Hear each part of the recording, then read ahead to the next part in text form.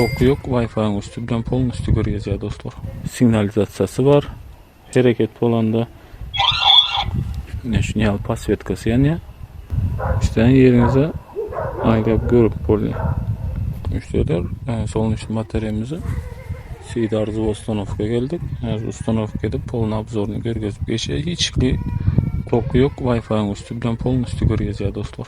Format müşteriler çatılanı polunu işlep duruyor. İçkili yağdaydı probleması yok. Yukarıdaki pastayını zapis alıp duruyor. Yine giyecek zapisi. Sivitno yamalya dostlar bu. Yine böyle fonksiyonlusu var. Yine fonksiyonuna giren trivogası. Yine bu pasvetkası. National pasvetkası yani. Son avtomatik koyup böyle signalizasyası var. Hareket polanda datçik divizyoniyası var. Yere gerek olsa datçik divizyoniye koyup düzüp böyle national datçik divizyoniye yakıyorsunuz. Gerek yerinizi zade edeniz datçik divizyoniye koyuyorsunuz. Hem bir fonksiyonelist barda yapıyorum. 360 kamerası. İşte yerinize ayrılıp görüp böyle sesini mi yazıyor? İki taraftan sesem var.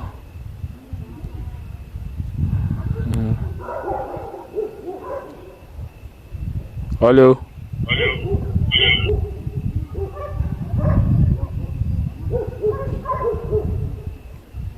Alo.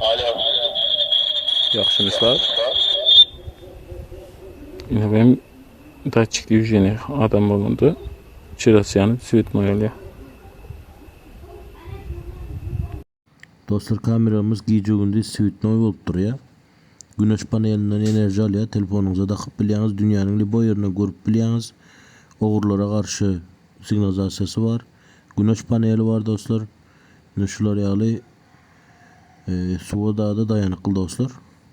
Köpçülüklerin olup bulunup biliyorsunuz. Benim sosyal medyalarım vardır. Bu cağız yerde de numaralarım var. Arkayın havalaşıp biliyorsunuz. Buldurmalı olsanız.